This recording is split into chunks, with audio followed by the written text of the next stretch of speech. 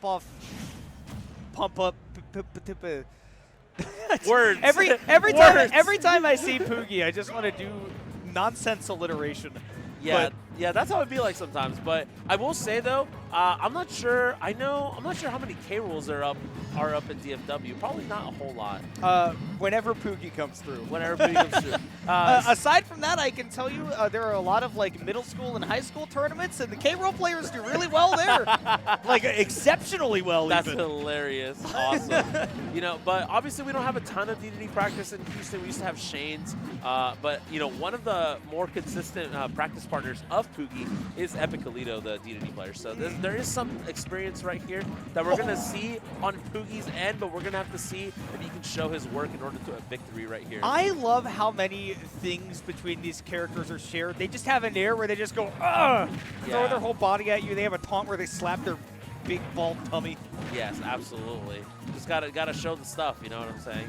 But so far, yeah, this is the setup where, like, you know, you have to be careful sometimes when you Gordo, especially because, you know, you can nair through it if you're K roll, you can counter. That outranges it. Yeah, you have to make sure that, I mean, you need to pick a good time to finish off that jab because, yeah, if you continue to hold out that arm while you're spinning, then, yeah, you will get clapped. And also, some big K roll clapping right there. That back air, obviously not going to KO a character as heavy as DDD so early, but you see Fox struggling. This is actually a pretty tough matchup for DDD, all things considered, because he loves to control space. Yes. K roll does the same thing, except his moves are harder to contest, and you can see that is exactly working out for Pugi so far. Yeah, and the nair right there just going through, you know, ignore the confirms, the counter working out too. So far, 2-stock lead right now for Pugi. Looking pretty good. You got to be careful, though. Yeah, as soon as DD goes above you, Pugi knows he can just throw out the clean up air and it's always going to hit. So really smart stuff. Barely misses. You know, that nair is really good. That nair is really good for pushing Gordo back, but also to provide a hitbox as well. Nice. Unfortunately, wasn't able to do that. And, you know, Fox ends up finding himself a stock right here. But are we going to see potentially a comeback right here on the horizon? We'll have to see. I know a lot of people might be thinking, hey, Fox should be trying to use that inhale a lot more, send back that cannonball and the crown, because look at how much damage he's taken. But sending back the cannonball doesn't really do anything to K-Roll, because he'll just take it right back into the blunderbuss, shoot it right back at you. And, you know, the crown can be a tall order too, but gonna see down throw forward smash. That down throw barriers for so long, and just gonna get on out of there, Pugi. Solid. I thought we were gonna see a fist bump after game one. I'm like, Pugi, put your hand down, please. Good stuff. Good stuff, man. He went Battlefield or whatever. He went stage man. I'm like, wait. He had us in the first half, not gonna lie. It did kind of look like that. I was like, there's no way you stun on your opponent and then you ask for the fist bump. After game one. That's all right. Look at him and I just go, gee. Yeah. That was games. Sure. Yeah, but I mean, that was, you know, Pugi, it looks like Pugi did his homework so far. For sure. So yeah. we're going to have to see if Fox, you know, maybe a stage pick, stage change, and some adaptations will be enough to force it into a game 3. But if not, you know, Pugi looks primed to take this one again. Nice alliteration. Succeeding where I failed. Fox definitely off to a much better start, though. He is already keeping in mind, right, ways to deal with those projectiles, not worrying about the blunderbuss as much, right? Focusing on, hey, I'm going to go ahead and get that crown out of the way, because that's the really dangerous thing. And the less that Pugi has access to it, the less that you've got to deal with that gauntlet. But Pugi firing right back. Even though he's taken a beating, so too has Fox now, who is running low on jumps.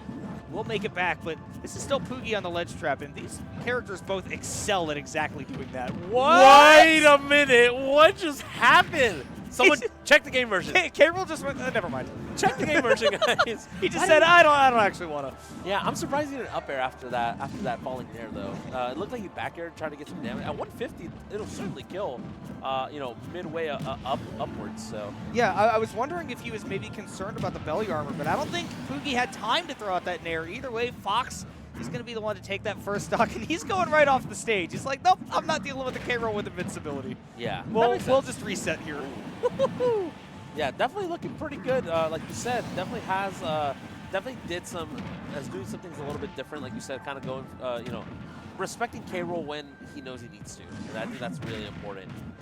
going for a couple of these mix-ups with the upbeat past the ledge, but Pugi's been ready every time. Doing a really good job. I love using that forwarder to contest these Gordo tosses because Pugi really has that timing down. And hold on a second, looked like he was going for another one, but Fox keeping things mixed up. Love the tech chase attempt there from Pugi, but both players just not finding anything too big. Yeah, definitely not finding anything too Oh, big. dear. That's a setup and a half. You got to be Wow. careful. Yeah, nothing K-Rool can do about that. You're just dead no matter what. Yeah, that was a good good up smash right there. Instead of doing the F smash that we saw at the beginning of game one, they're both evading each other. Okay, what is going? This is what we were expecting. You think double heavies at a tournament? This is what we're expecting. This is the gameplay you want to see.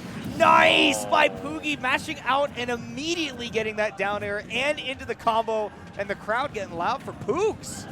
Yeah, I mean, look, Pugi's a fan favorite. Everyone's going to be cheering him on. But Fox right now definitely trying to silence the crowd right here, taking it to a game 3. That would be just the way to do it.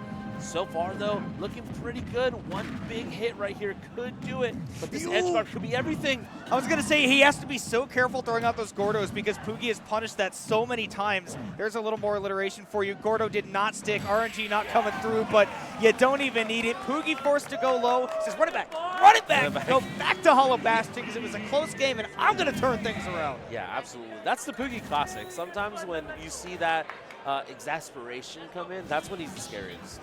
So just by seeing him play a bunch of people a lot, he's had foes turn friends. Everyone that plays him, you know, because I don't know if you're, you know, keeping up with Pugi on Twitter. He's not afraid to talk on Twitter. Sure. And everyone is just like, you know, everyone's like, nah, like just wait till we play. Just wait till we play. And then they play, and they just love Pugi after that. So I think that a lot of people in this community have that where just like online you get the wrong impression of them because, you know, you're goofing off and you're having fun. But in person, just a joy to be around. Fox is one of those people, except he's not even like a smack talker online. However, offline, he will smack you up. He will continue to deal that damage, 110%. Couldn't close out the edge guard. It was a great recovery mix-up by Pugi, but now you're back at the ledge against DDD, one of the scariest places to be in this entire game. I love the up air into that neutral air. Sounds like diving into Scrooge McDuck's swimming pool. yeah, absolutely, absolutely. But man, what a response from Fox. Even after, you know, Pugi, you know, is like, you know, let's run it back, run it back. Fox is like, okay. And then great start right now. It feels like Fox definitely figured a bunch of stuff out, you know, in, you know, the last like 10 minutes that we've had this set. Fox is kind of stunning right now. Picking up where he left off, see if there's any change with the way that jab is used. But yeah, no, Pugi knows, hey, even if you let go of it later, my belly armor is going to get me all the way through that. And now getting himself back into this game, Crown trading with the Gordo. Neither player able to get a huge advantage. It's a big scramble right now. Yeah, Pugi bleeding though already at triple digits and still doesn't even, that's the kill. Yeah, there Wow, it is. even on K-Rool, Pugi can't believe it. He's despondent. Oh no, yeah, this is, you know, Pugi wears his heart on his sleeve, you know, so sometimes, you know, if you do show that though, you know, that's like smelling blood in the water, right? So you gotta be so careful, don't get cheesed.